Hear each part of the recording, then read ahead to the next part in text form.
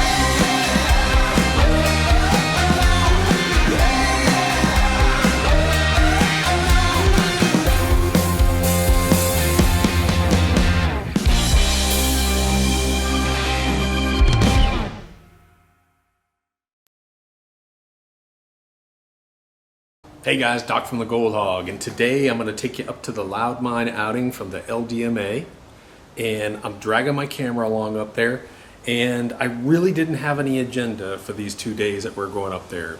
Really don't have any lessons to learn, but I just brought the camera along and shot a lot of footage, and what ended up happening was some pretty cool stuff. We'll show you just some of the events up there, some of the digging up there, some of the units running. Kevin from Gold Trails TV and I went down to the dig pits, and we really looked down there. Some great examples of some different layers. So I'm not going to talk a whole bunch. I'm just going to go ahead and just show you some of the footage that I shot while I was down there. Unfortunately, I wasn't there for the last day, so I didn't get to see the cleanup. But overall, the cleanup was pretty good. I heard that they got over 2 ounces of gold while they were down there, so that's a good cleanup for a small common dig. Anyways, let's go out and I'll show you the footage I got. So I'm in the middle of a mess here. We're down here at the Loud Mine, and Kevin keeps interrupting me. Say hey, Kevin. Kevin from Gold Trails TV.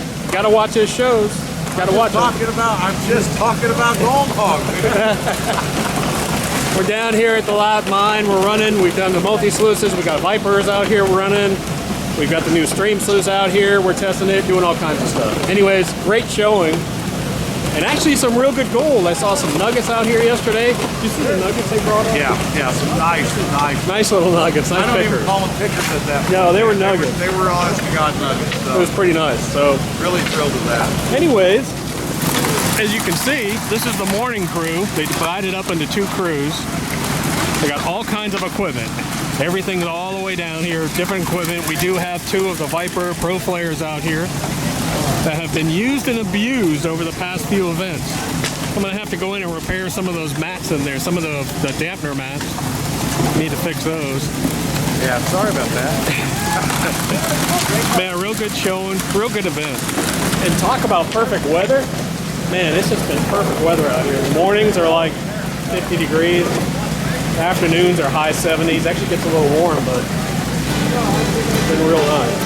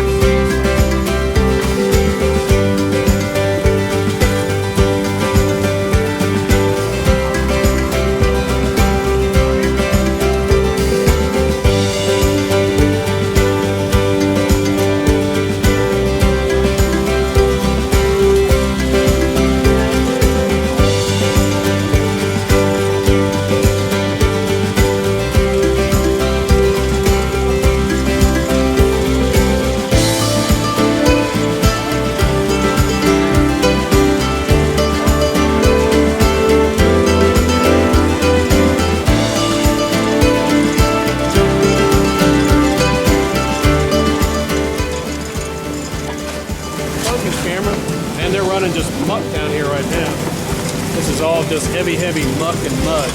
All solid clay almost.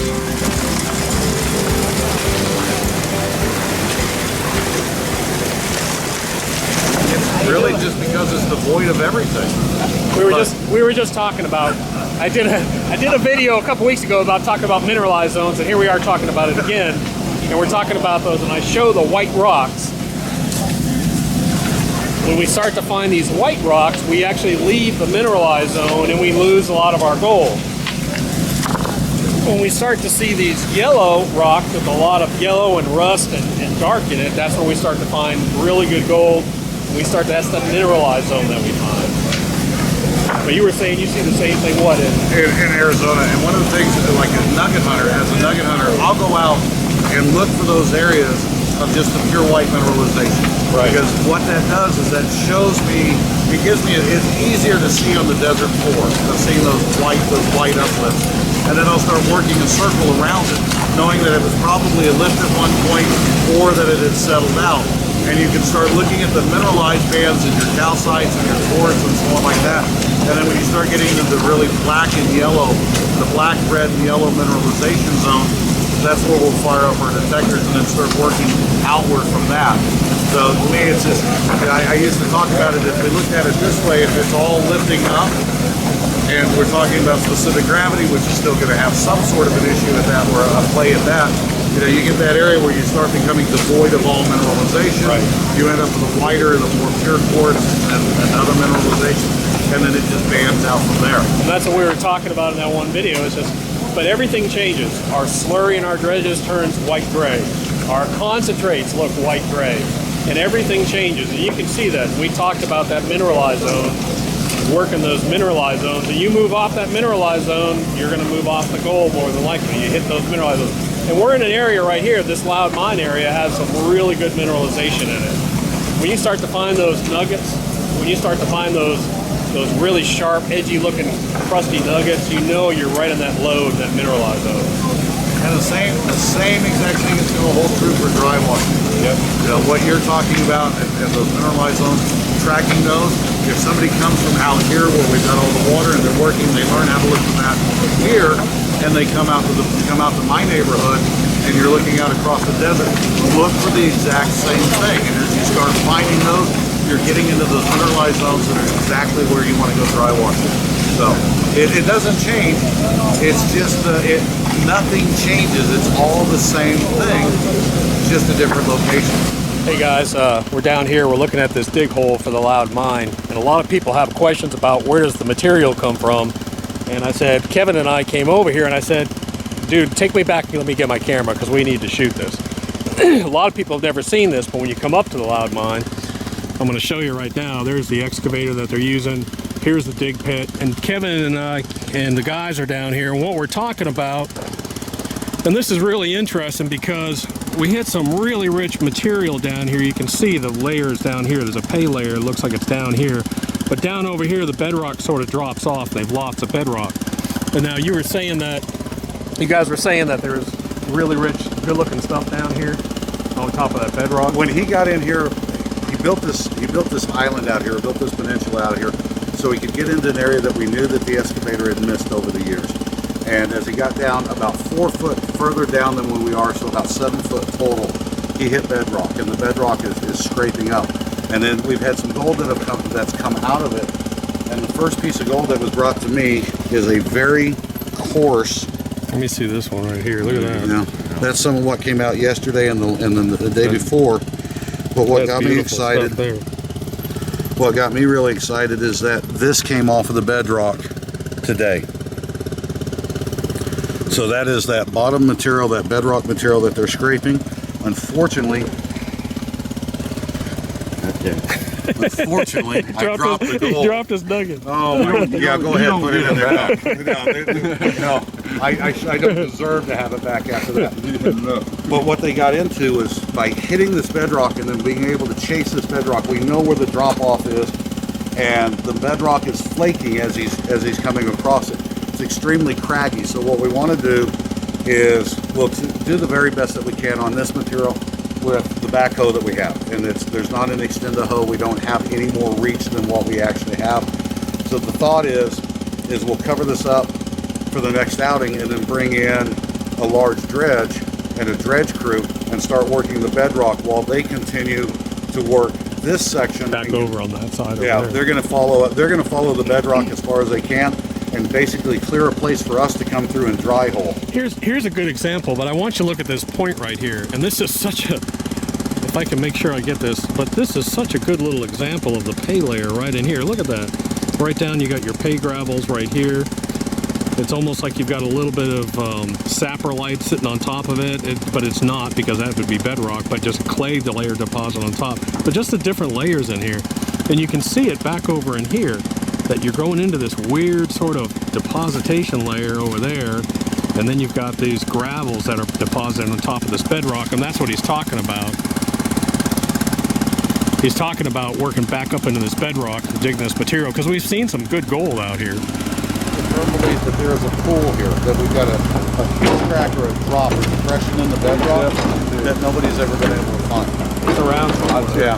I mean, he got into that one pocket in what, 90 or 93, somewhere in that neighborhood. Yeah, Pocket. Okay, the bedrock at that end is shallow in the creek. Okay. Okay, we hit bedrock here.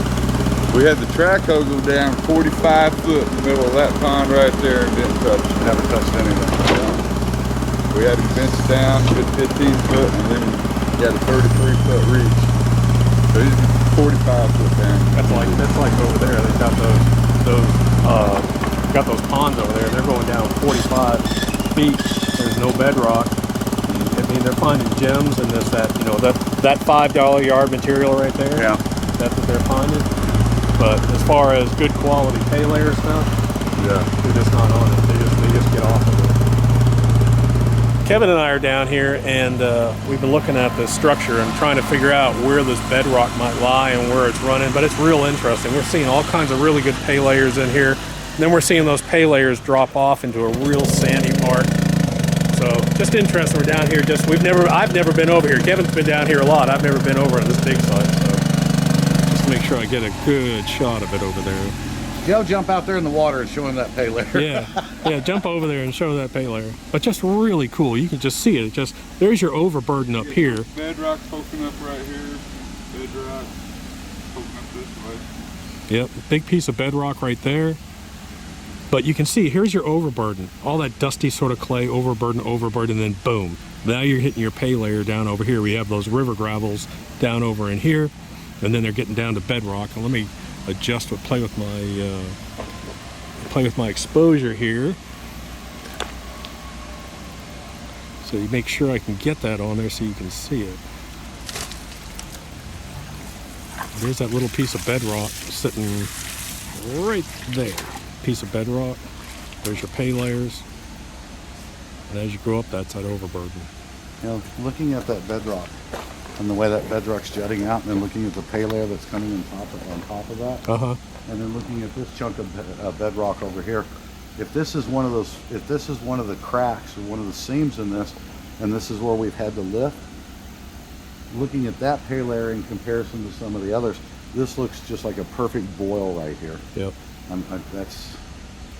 And if there is, the funny thing is if there is bedrock down over there, about 30 feet deep, oh my God, could you imagine the gold down there? We will get there. We are going to go there. There's a chunk of bedrock right through here. Yeah, definitely. and it's right in line with this chunk of bedrock that's sticking out here. I didn't know if that was just a lone piece, but I've got a funny feeling if we're looking at it and we're thinking that the inclusion runs like this, if that's the case, then this may be part of that divider, and I wouldn't be surprised if we didn't have this, if we didn't have that crack and that break, because this is jutting up. We've got a big boil that's on this side of it, so as that creek was coming through, almost like a natural riffle, Definitely. creating that boil. But we lose the bedrock. We absolutely lose the bedrock. You can see where the pay layer starts to taper down, and all of that, there's just no bedrock that we can even get to. Yeah, because you said that there's a pond back over there, and they went down, what, 30, 35 feet? 45 feet. The pond on the other side of the road right here. Uh-huh.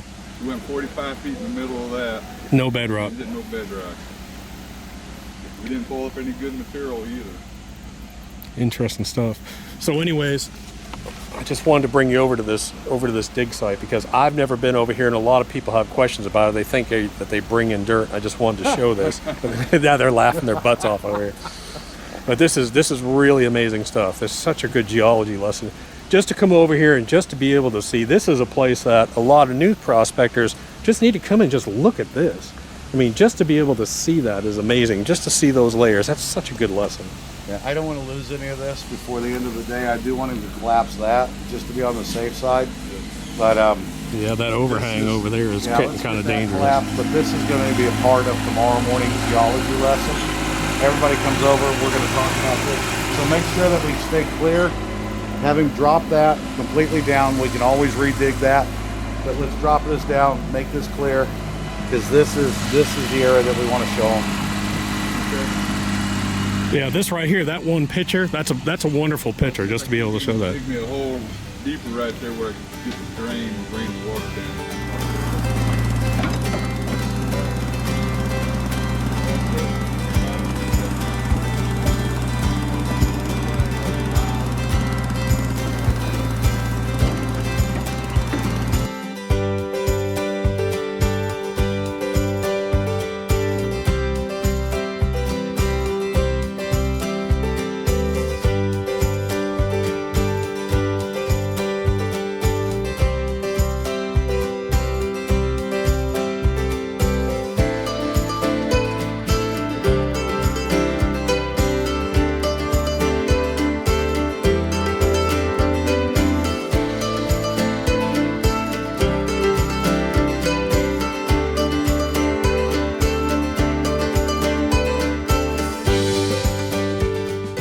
Hey guys, so I hope you enjoyed that footage. I'm sorry I didn't get any of the cleanup footage, but like I said, I didn't get to stay the last day, but some interesting stuff up there.